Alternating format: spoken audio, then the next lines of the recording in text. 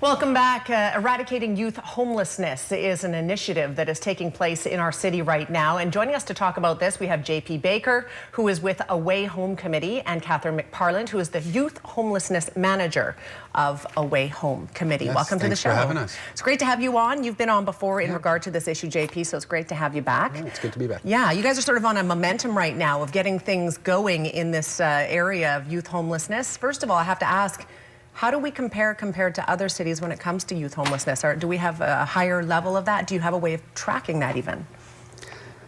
Well, it's very difficult actually to count youth homelessness, in part because a lot of it is hidden. So we do have efforts to count homelessness.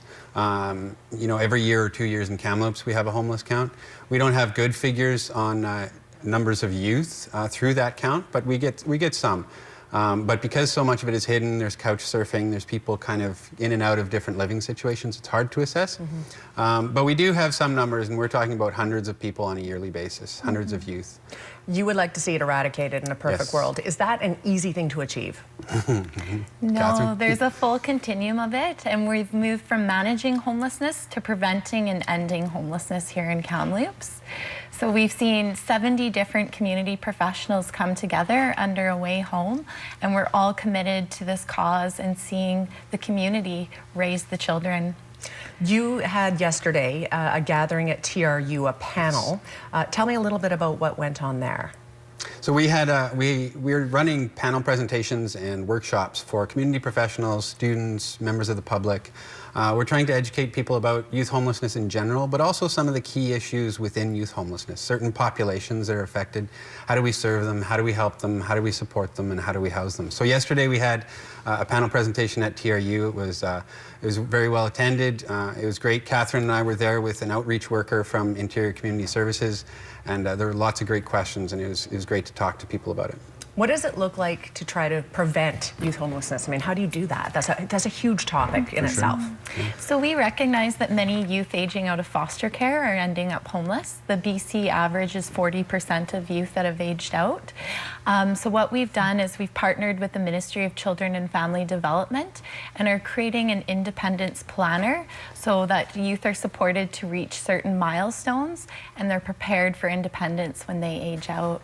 And so aging out means they're out of the system and they're on their own. And is there a way that we can track these people? Can you continue to track them to see where they're going and what they're doing and what they're up to?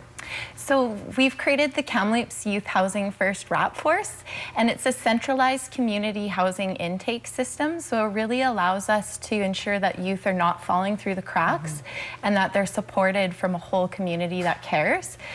Within 3 months, we have created 11 new transition units of housing, and we have seen youth be taken directly off the street into housing. Is it hard to fight for those housing units, though? Is it hard to get them? It's kind of hard to get them, but we've had a lot of support. I mean, through community professionals, but also through landlords and through businesses. We've had a great business sponsorships. The difficult thing is that, you know, the cost of a rental unit is often more than people can afford. So we've actually had businesses in Kamloops step up and contribute some of the money towards to making up the rent. So it's been amazing. And you'd of course like to see more of that, let's be honest, right? For sure. The more the merrier. That's right. Even if they want their name stamped across the top of the doorway. That's right, yeah. So Subway, Honda, and Home Depot have each sponsored a scattered site housing unit. So we support the youth to work towards education and employment within a year period. And we were just successfully chosen as Boogie the Bridge charity of choice. No way. Yeah. For next year? Yeah. That's right. Good for you guys, that's huge. Exciting. Yeah. And that's going to in turn again create more of these transitional housing units. That's fantastic. Yeah, when did that exciting. decision come down? Last month. So just the momentum from the community and the ownership, it's becoming recognized nationally. Away Home has just become a national effort, and they have a special recognition of Kamloops as being one of the original communities. That's awesome. Would you say other communities around our province are doing as much as we are here? I think that not very many communities in BC have a youth homelessness action plan like we do. Not many communities in Canada, actually. So I think we're ahead of the game in some ways. And I think we should be ahead of the game, in part because Kamloops serves as a sort of hub for the entire region, right? So we see a lot of things in this community that some other communities don't. But right now it's very exciting because a lot of places in Canada are actually looking to Kamloops and what we're doing and trying to learn from us. Which is awesome. How can people get involved? Besides, if you have a business and you'd like to sponsor, how can the average Joe get involved? So we have 3 action teams within Away Home: housing, prevention, and supports. We always look for more volunteers and community support, as we truly believe that it takes everyone in the community, no matter what expertise or sector you're from, in order to support these youth. So feel free to give me a call at 250-320-7837 or contact any youth serving organization, as they're all attached to Away Home. Fantastic, you guys. Great job on what you're doing. Is there anything else you want to add that I haven't asked you about? Catherine?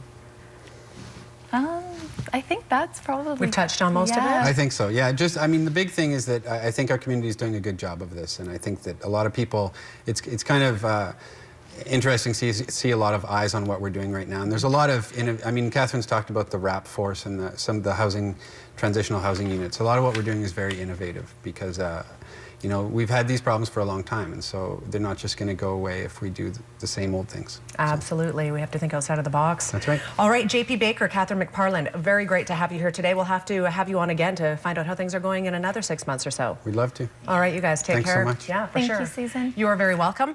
Information is on the screen. If you would like to reach out and help make a difference at all, learn more, interiorcommunityservices.bc.ca, as well as the phone number Catherine just gave out. That's been on the screen as well. We're back in 90 seconds. Stay with us.